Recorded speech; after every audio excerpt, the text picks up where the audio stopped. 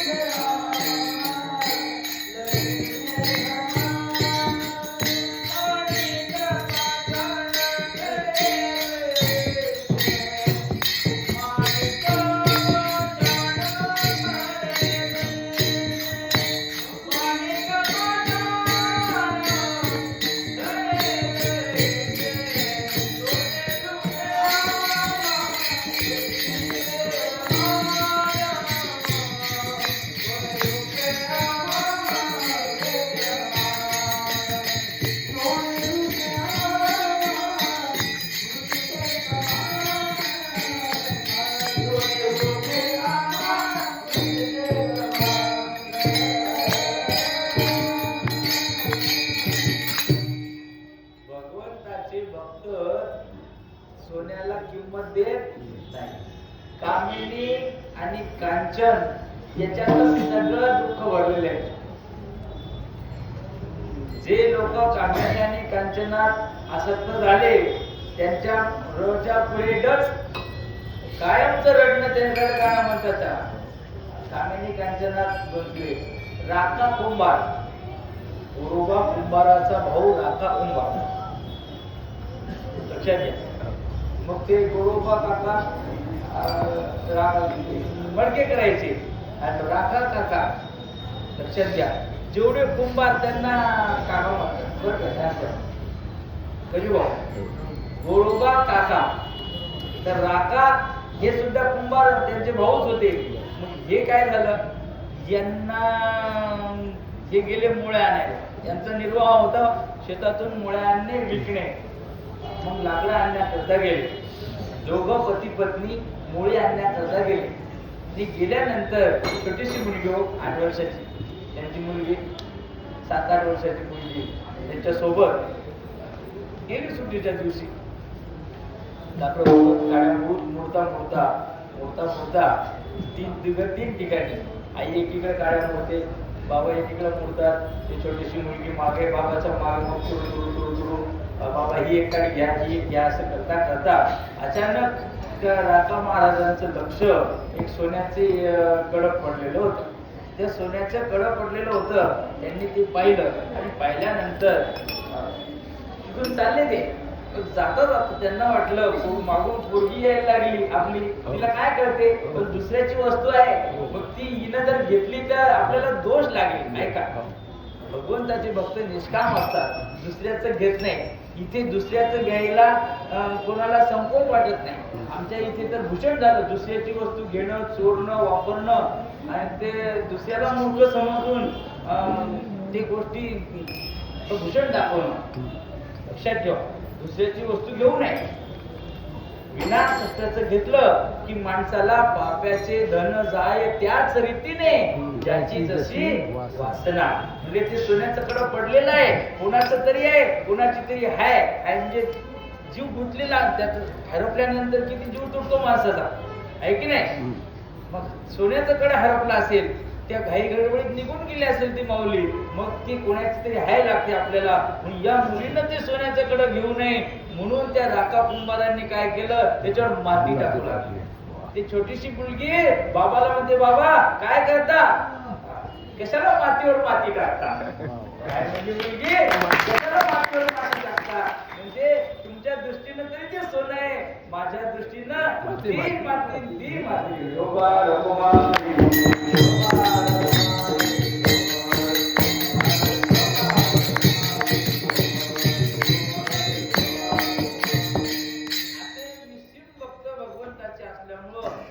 सगळं जीवन देवाच्या भक्तीत गेलं. नामदेव महाराजांचं तसंच देवातनं नामदेव महाराजांना केशव शेठ होऊन लय धन धान्य दिलं. केशव शेठ नामे नामायाचा मित्र मी असे सर्वच व्यवसाय. कारण या बाबाचं कसं सकाळी विणा घेऊन मंदिरात गेले नामदेव महाराज, सकाळी विणा घेऊन गेले की संध्याकाळीच यायचे. बालपणापासून नामदेव महाराज भगवंताच्या भक्तीमध्ये दंग असायचे. नाही लहानपणीच त्यांना छंद लागला भगवंताच्या भक्तीचा छंद. नामदेव महाराजांना बालपणीच होता. फार हट्टी होते, इतके हट्टी होते की एकदा आईने सांगितलं, अरे नाम्या म्हणे तुझे बाबा गेले बाजाराला, ते कपडे शिवायचे, शिंपी काम करून कपडे शिवून ते विकायचे बाजाराला जाऊन. बाजारला गेले, आज देवाला नैवेद्य तू घेऊन जायचा. घेऊन जा म्हणले देवाला नैवेद्य. हे काय खेळणार लेकरू, त्याला वाटलं देवाला नैवेद्य दाखवायचा, नैवेद्य घेऊन जा म्हणली. त्याने ताटामध्ये नैवेद्य आणला आणि देवाच्या समोर त्या ठिकाणी ठेवला. देवाला म्हणले, देवा डोळे उघड, बघ तुझ्यासाठी मी आज काय आणलं. देव कसला डोळे उघडतो?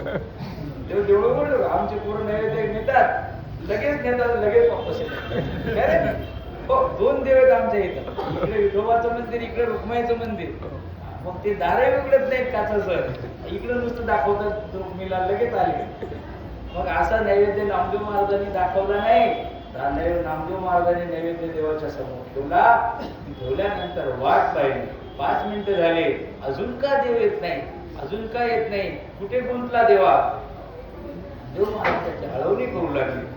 घेऊन आलो नैवेद्याला, घेऊन आलो नैवेद्याला. हे देवा अनंता केशवा नारायणा विठ्ठला, हे केशवा माधवा गोविंदा अच्युता विठ्ठला रमाकांता, तू काय कर, डोळे उघड आणि हे हा नैवेद्य भक्षण. कुठला नैवेद्य आणला? समर्थाची तूप पोळी, काची भाकरी अनाथाची.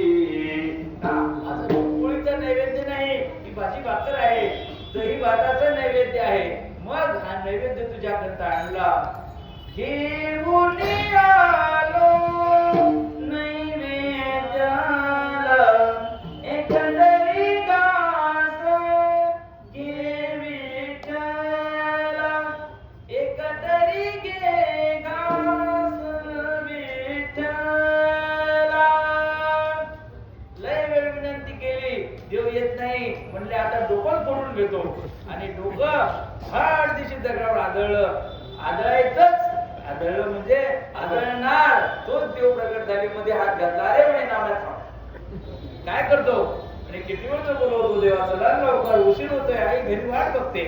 मग चला नैवेद्य घ्या, खा म्हणे. दे म्हणे पाणी, दे म्हणे पाणी. हे पांडुरंग भोजन मी सांग करीत असे.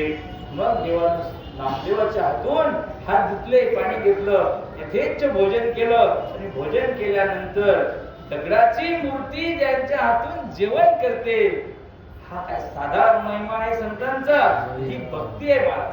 मग अशी भक्ती नामदेवानं केली. माझं डोकं फुटेल, मला दवाखान्यात कोण नेईल, एवढ्याशा बालकाला असं वाटलं. डोकं स्वतःची चिंता वाटली नाही, लक्षात घ्या. म्हणून अंतःकरणात भक्ती असली की देव आपोआप प्रगट होतो. भाव भक्ती बळे आळवू विठ्ठल.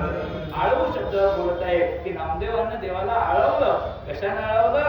भक्तीनं आळवलं. म्हणून दगडाच्या मूर्तीतून दगडाची मूर्ती प्रगटली. मानव केले अभिनव कौतुक. हे एकदा झालं, घरी गेला नामदेव महाराज, घरी गेले, ताट रिकामच. आई म्हणजे नाम्या, अरे दूध खाल्ला. आता लक्षात घ्या, पोरं शपथ घालतात. आईला कशी शपथ घालतात? आई समोर आहे ना. म्हणजे आई खरंच नाही खाल्ला. म्हणले खरंच नाही खाल्ला. म्हणले असं म्हणे. मग त्याच्या वडिलांना सांगितलं. म्हणे नामदेव म्हणतो की देवानं नैवेद्य खाल्लं. मग तिथं या प्रत्यक्ष पोट बरी झाला.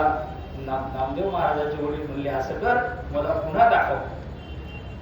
जेव्हा आधी सांगितलं होतं कोणाला सांगशील बरं, अनेकाचे कान भरू नको, पण या नामदेवांना वेळ आली की पोरं खरं सांगत असतात. मुलं कधी खरं बोलतात. मग नामदेवानं खरं सांगितलं देव दामाशेठी म्हणले मला पुन्हा दाखव.